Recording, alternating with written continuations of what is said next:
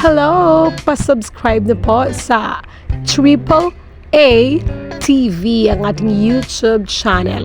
Ngayon po ay papunta tayo sa isang salon na sikat dito sa Barotac, Nueva Iloilo, ang Rose Neth Wellness and Beauty Center. Tinawagan po tayo ng ating sponsor ngayon na pumunta sa Rose Neth dahil magiging model tayo ngayon sa tinatawag na micro shading. What is all about micro shading? Aalamin natin po yan mamaya. At dito na po tayo. Tcharan! Rose Neth Wellness and Beauty Center. Ito po yung mga ino-offer nila na mga services. Ang dami-dami. Kompleto po sila. From head to toe, lahat ng service ng gusto para gumanda, approve yan sa Rose Neth Wellness and Beauty Center. So, una-una po, nakita niyo naman yung kilay natin. Wala tayong kilay. Walang buhok. Parang alien. So, ngayon, nilalagyan po yan ng cream para papamanhid. It's so-called cream anesthesia. I don't know the right name for the cream o yung brand niya. Pero it's a cream para papamanhid. So, manhid naman po ako sa lahat ng nangyayari sa buhay ko. Para hindi, sharing. Joke lang po.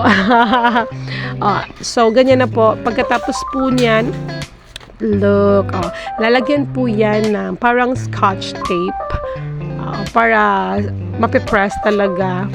Saka hindi laglag yung mga cream. Ayan. So, tingnan nyo. Mamaya makikita nyo yung resulta ng ating micro shading na tinatawag.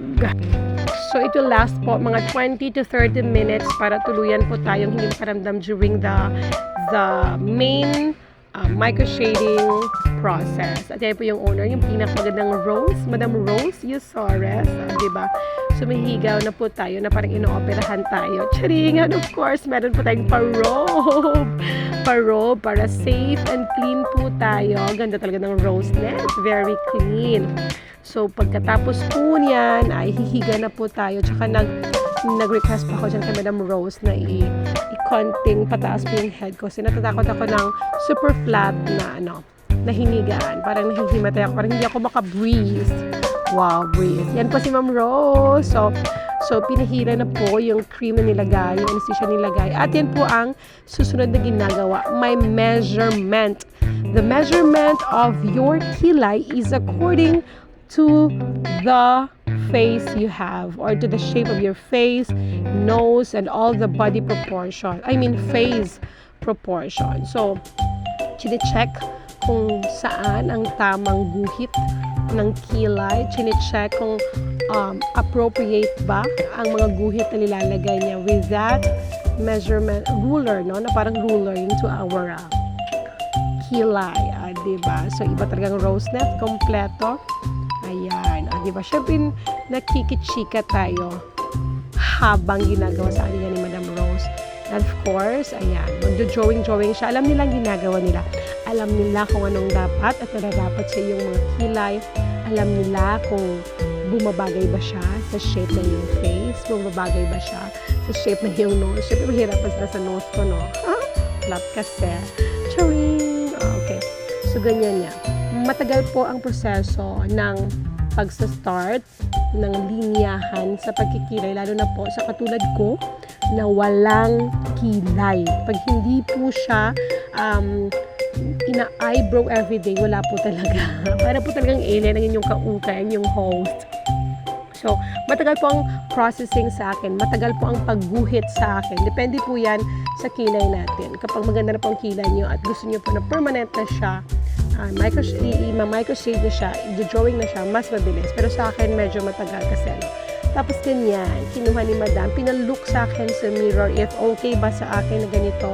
Kasi they will also know if okay po sa client. So, they will assure that. So, nag-okay po ako. Then, here we go. Magsa-start na po sa pag-microshade si Ma'am Rose. Ayan. So, if tinatanong niyo po, if masakit po siya, hindi po. Depende po yan sa ating pain tolerance. I have lots of art skin. Siguro ito is mas parang kagat-kagat ng langgam. Wala kang masyadong malaramdaman. Depende kung paano kanya pinaglaruan. Charing! Charing po ulit. So, ayan po. May pa-hair tayo, no? Haircut. Diba? So, first, kilay pa lang po yan. Tapos, sa next pa, gagawin niya yan. Siyempre, sabay chika during the process of the artwork para hindi natin ano yung oras. Malaman na tapos na pala tayo. So, depende po again sa kilay natin. Sa akin po, that will last to 45 to 1 hour, 45 minutes to 1 hour.